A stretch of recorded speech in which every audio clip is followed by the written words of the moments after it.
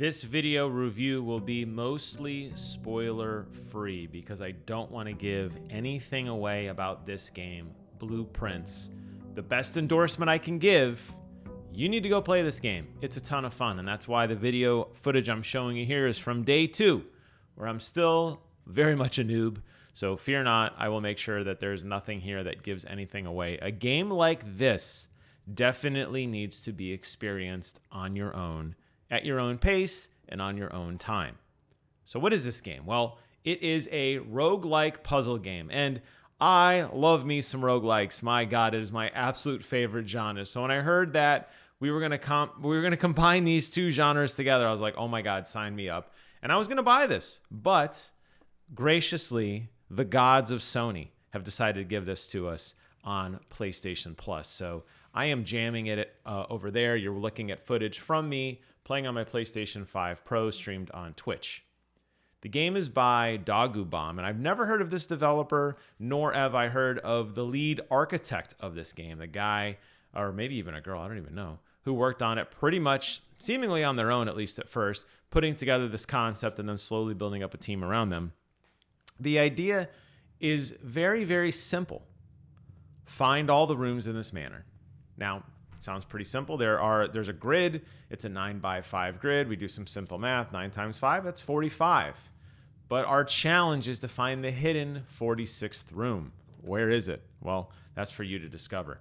By the way, at the time of recording this, I have not yet found the 46th room. But I'm on day like 13 or 14, and I'll talk about that in a moment. But needless to say, I feel like I'm getting close, but you never know.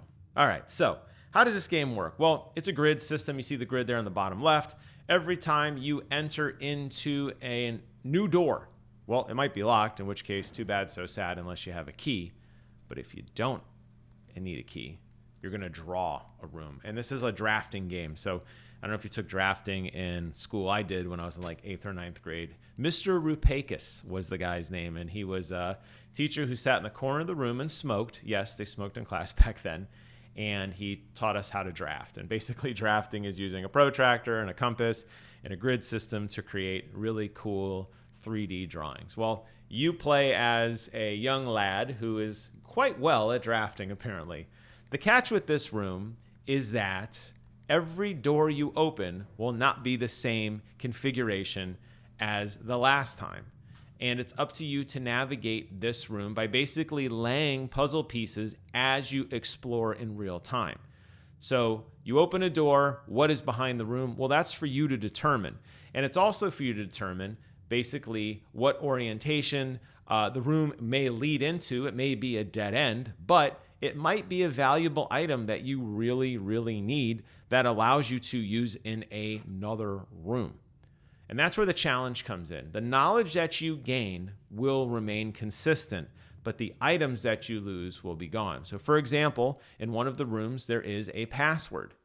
Well, in order to find the password, there's a couple things you have to do in order to figure out what it is. Once you know what the password is, you could, in theory, go directly to that room and you could use the password and get in. So the knowledge that you gain in a roguelike game, normally in a roguelike game, what you take with you from run to run is actually better items, better equipment, you're stronger, more attack damage, whatever.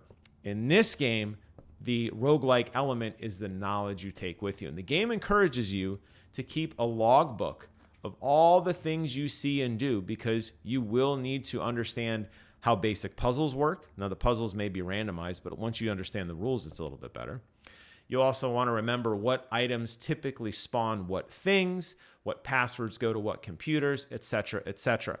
I have a phone log on my phone, my memo app on Apple, of probably about 40 things that I have been tracking, things that I am keeping mindful and cognizant of to make sure that I know how to proceed. I'm taking pictures of things. I'm taking notes.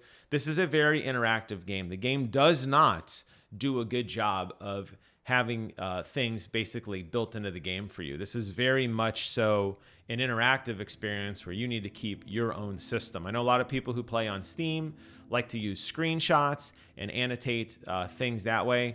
I'm playing on console with my wife. We're doing a little bit of the couch co-op thing. So for me, All the recordings are basically manual, hand jam, of writing things down on my phone. And it works very well, and it's very interactive as we take notes together.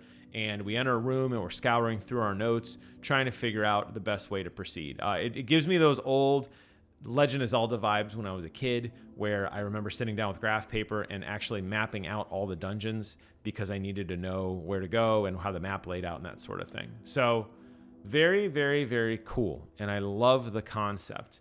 The puzzles and the challenges are difficult. They're not impossible, but they're difficult. But if you pay attention to the rules and the clues, and as you play more and you understand kind of what to expect, they do become second nature. The first time I went into the billiards room challenge, it took me about 45 minutes.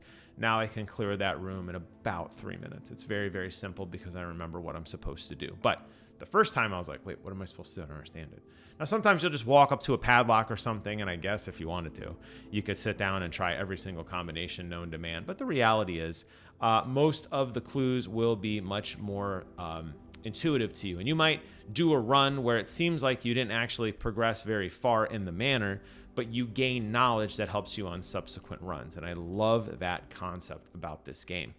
The other thing I wanted to mention is that as you navigate through the house and you learn more stuff, rooms may have more value to you than others. So you might really, really need a key, and you're going to basically give up progression in order to spawn a storage room, for example, to get a key, knowing that you can use the key somewhere else. And that's what kind of leads to the roguelike element of this game. No two runs are ever the same. No two room configurations are ever the same. It's kind of up to you to sort that out. Now, the last thing I'll mention, and kind of to me, the most challenging part of the game actually, is that footstep counter on the top left. Every room you enter, that footstep counter goes down by 1 room. That is your transition room count. When that number reaches 0, the game is over. And I cannot tell you how many times I struggled and I found something, an item that I knew belonged in another room on the other end of the house, and I didn't quite have enough footsteps to get there. That's why planning and taking your time and being methodical and really routing a room and really giving those hard choices to what you draw adds yet another exciting element to this game. And that's what I love so much about it. And that's that roguelike loop that after 50 steps, it's up to you to basically start over. And hopefully you took enough knowledge and memory with you to progress through the story. All the items, all the keys, all the gems, everything that you have unlocked or on your possession will unfortunately leave. There are modifiers, again, not giving spoilers, there are modifiers that do allow you to actually progress further on later. You will unlock better things, you unlock the ability to save things, you'll unlock the ability to have more footsteps, that sort of thing. So as you progress more in the game and you realize what you got to do, because you're going to realize there's certain gates you're going to have to get through. Like, I need to find this room. I need to solve this puzzle because I need to use this item to get to this room, to open this door, to go to the next area of the house. Once you start to figure out what that is, the progression does flow a little bit smoother, but it is a little bit slow at the beginning as you're trying to figure out what the hell you're supposed to do.